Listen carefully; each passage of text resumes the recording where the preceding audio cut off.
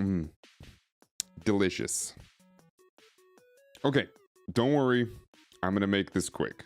My name is Danotage, and if you missed it, or if you even care, there was an incident last week in a very normal escape from Tarkov raid. No, I don't mean someone got head-eyed by a character running around a corner, knowing exactly where the person was, and seeing them before there was even a hint of the other guy on the screen. Or maybe I do? It's certainly one of the Battlestate Games devs, or maybe two of them actually at this point, seem to have thought during the raid that's what we were referencing. So because this particular incident has already been covered by a few different sources, I'm not gonna sit here and go too deep into it and talk about the same exact things. If you want to see a full, pretty comprehensive breakdown of what seemed to have happened and what appears to have happened in many different ways, check out this video from OnePeg. He does a very good job. He's a good friend of mine, and the reason we're friends is because he's very understandable and is able to talk about things in a very intelligent way. Trust me, it helps, and go watch it. His video's right here. Anyway, there's a very basic rundown, and I'll give you that right now. In our favorite PvP spot in all of Tarkov, the dorms location of customs, there was a 2v2 face-off between one team, from the perspective that you'll see in these videos here in a second, and another team with at least one, but now seems to be confirmed, two developers, with their developer badge next to their name. This person's teammate was just killed by a dev and provided a screenshot with the name and badge. Borus is their name, whatever. The name doesn't really matter. I don't care. I'm sure a lot of you do, but we shouldn't really care about what's happening. There's a bigger story to have happened, which is the reason I'm making this video in the first place. And then this happened. There's Borus. Here we go. Hej du, men han var på sådär vittu, han sitter i trapphuset, jag kom upp i trean, skjuta mig i ryggen.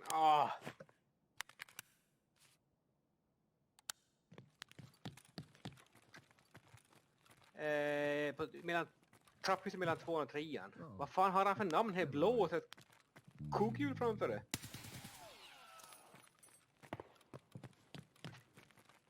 It's one dev.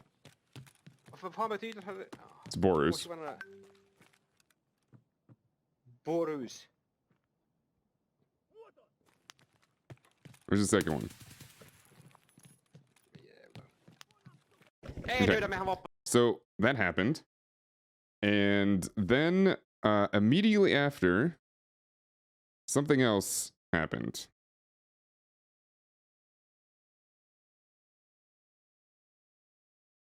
Sanova. Kost.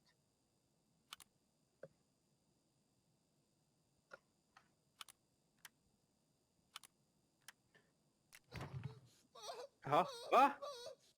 Ja, så jag vet inte, ja. Essentially, if you don't know what happened there, that was the process that I'm sure most of you have never seen before. Definitely not on your own account. Probably not. If you're watching this, you probably haven't been banned, but maybe you have on accident. Maybe you've been in a situation just like this. This is someone being banned in the middle of a raid. So what we understand about the story is possibly one of those devs hit the button that said, hey, ban this person, because they have access to those things. So, unfortunately, we don't have the entire picture, but I think we have what seems to be enough to what appears to be an illegitimate ban on a player who just seems to really know the flaws of the game and how to best use them to that person's advantage. In fact, not only is this player very knowledgeable in the game's flaws, but also seems to be extremely good. I want to go to one thing real quick, because I don't remember it being necessarily talked about in the OnePeg video. It's not because he didn't really feel like pointing it out. I think there's a bigger point to it. I think something else was a really important piece, in my opinion, of what happened. I'm trying to find a good screen here. Because essentially, yeah, this is fine. We can show this part right here.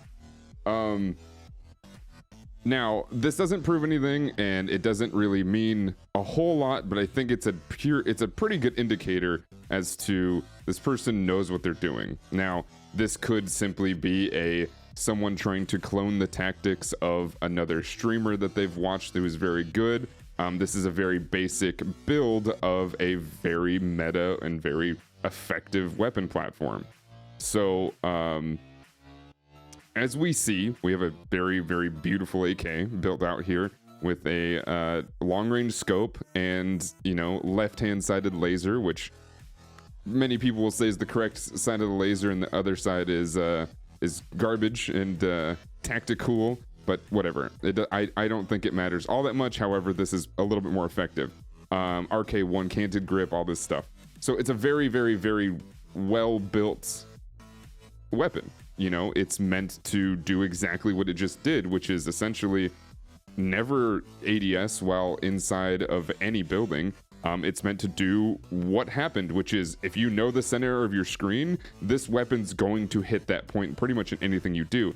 That's why the ergo is probably through the roof. It's probably not the best it can possibly be, but it's going to be very, very good.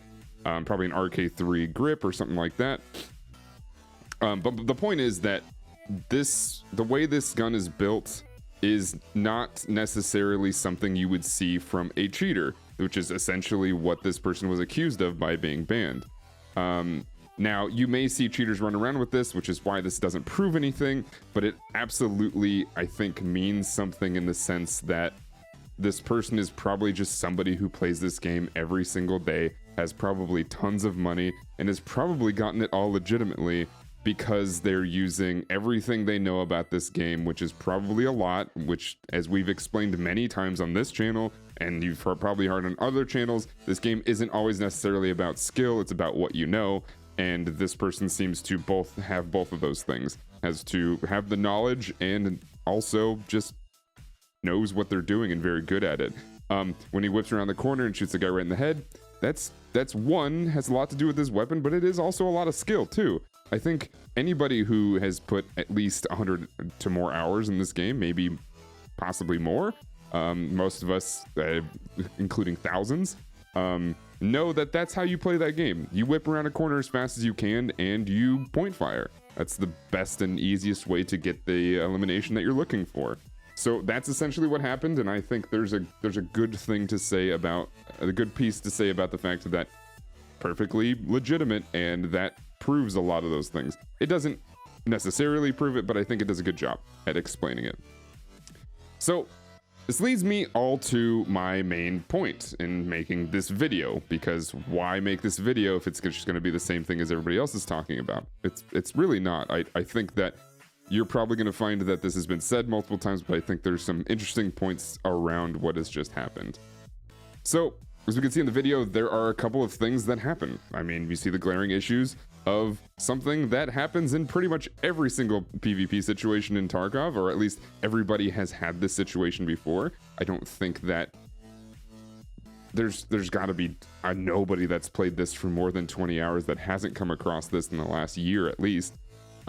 If you've ever been eliminated by another player while you were sitting in probably what seems to be the most prime position, or if you know any tactics or military tactics at all, it's probably a good position, watching a corner and watching your sector as best as you can, waiting for somebody to come around that corner, and you just get blasted out of what seems like nowhere. You've dealt with this. This is the desync of the servers. Desync is not something that I think is surprising anybody here, but it is something that is going to be the main point of this, or at least an explanation as to what maybe needs to be focused on by the dev team. Granted, I know people know this, and we'll get to that in a second. Somebody pushes around the corner at the highest speed they possibly can, and they will have that advantage simply because of this desync. That's just how it goes. Not going to get into the technical details, but that is basically what's happened. If this is news to you, maybe this explains a few things. Well, maybe some of your reports are explained this way, instead of thinking it might have been a cheater. But I digress. It's a problem that almost every player has come across, and now is a huge problem for trying to find legitimate cheaters. Not legitimate players, but legitimately they're cheating. It's exactly what we see here, and this is the root of all issues in a lot of ways. well, not the root. This is one of the roots for reports, I should say. Player gets eliminated without seeing their assailant and automatically thinks it's a cheater. So, here's my point. And yes, shout outs to Alex Evans 8209 and Skim Lord. I understand BSG more than likely understands what's happening here.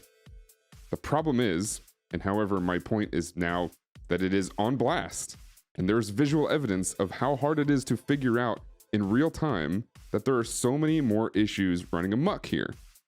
I'm sorry that nuance confuses people, and I don't mean it to sound as probably as talking down to somebody as it sounds, but sometimes nuance is not necessarily there, especially on a immediate knee-jerk comment to somebody's post. So let's do ourselves all a favor and do our communities all a favor, do the Tarkov community a favor, and let's stop speaking to people with the assumption that they know almost nothing and you know everything, because to further the point of what was made that I made before making this video is that there's much more to this than just saying, oh, they already know that. If they knew how to fix it, they would have done it already. I don't think it's that simple. I think that there's a possibility that they don't know how to fix it, but I also think that it's not necessarily the number one focus. I think there are other things in play here. We're not going to get into that. We'll talk about, we can talk about this for hours. But because of this being part of the reason, the developers don't have the energy to listen to their communities when they're just spouting the same things over and over again.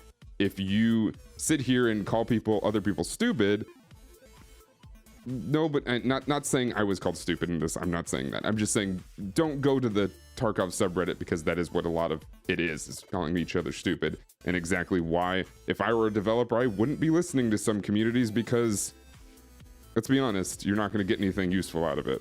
Well, you might, but after 1 in every 1,000 comments, maybe. So let's try to understand this and the fact that we're all humans and, pretend we understand what's going on, or at least maybe we don't, and a little bit of humble humility before being a jerk. That is a lesson that I think should go out to the entire community. This is a community I love very dearly. I think there's a lot of good people in this community, and which is why I do love it. As far as shooters go, it's pretty positive, but there are things like the subreddit and like all the other places where you just kind of need to stay away from. So just pointing that out before things go a little bit crazy. The point is to focus on the real issue.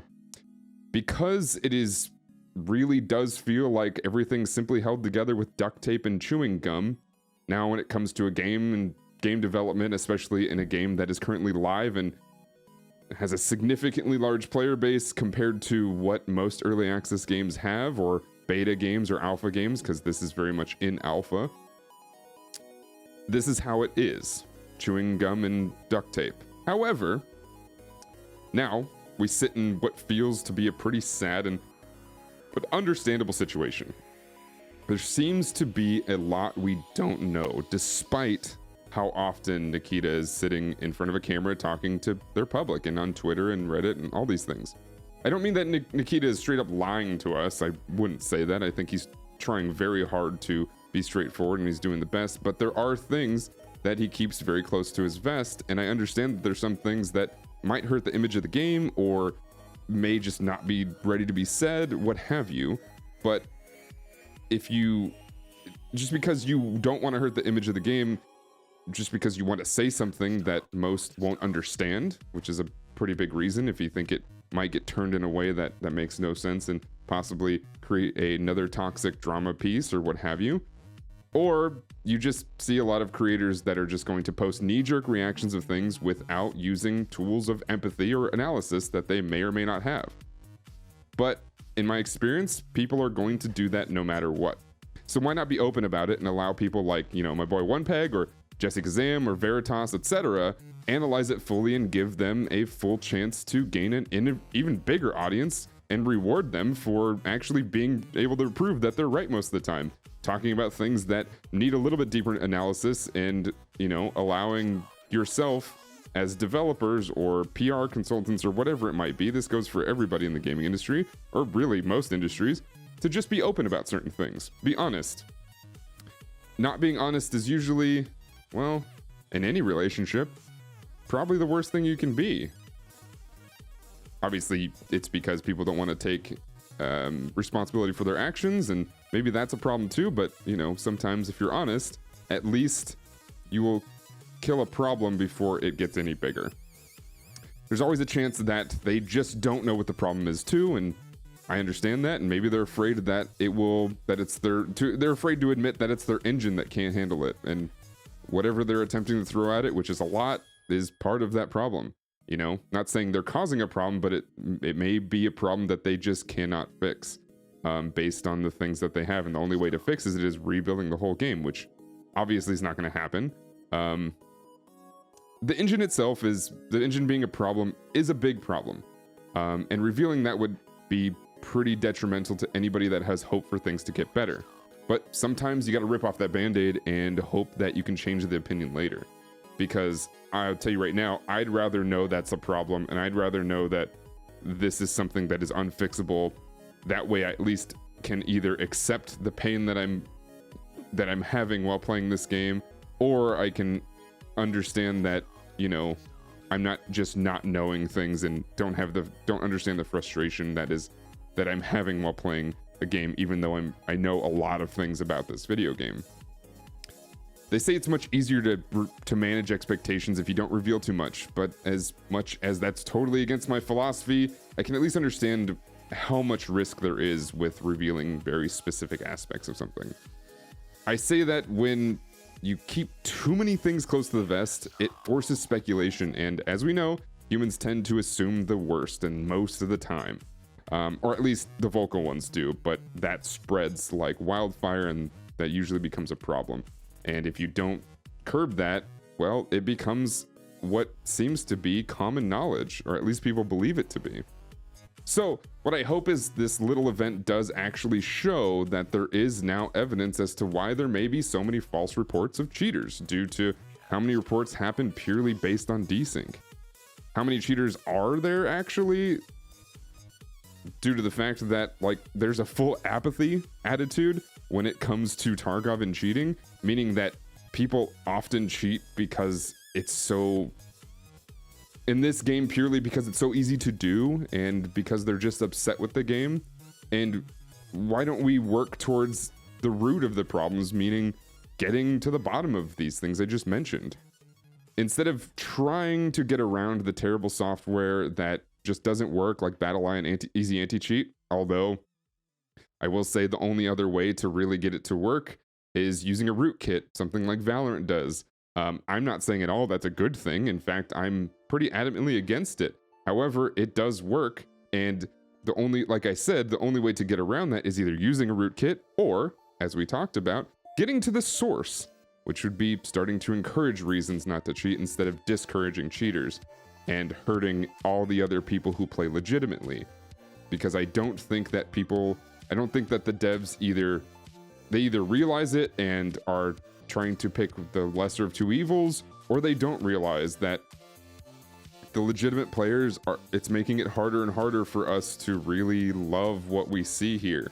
You know, I think it's easy to call me not in the level of Peg and all these tremendous influencers, but I do think that having, 3,500 hours in this game, I think that it's easy to say that I do care about everything that's happening here. And when you make changes for cheaters and only for cheaters, it makes it less fun.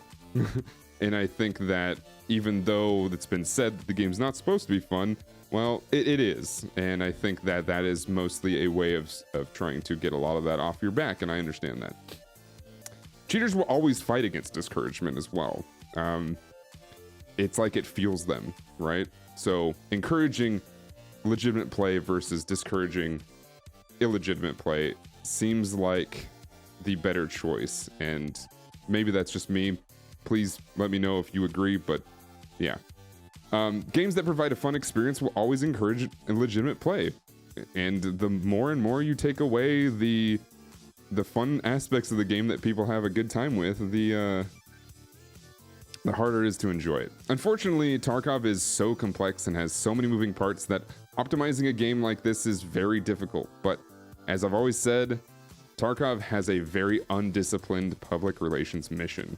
Their statement doesn't always make sense when I think they're trying to put out fires, or when I think they are trying to reveal things and not really worry about the fires that may or may not happen from saying what it is that they say. I think fighting that fight should be the forefront of their strategy.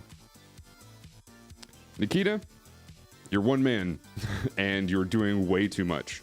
I feel for you and I really respect how much work you put into something, but you gotta bring some people in to put in front of the camera as well and talk about things in a way that encourages your audience, not just calm them down so that you can get them to start fighting again, even though that's not your goal, but it is what happens.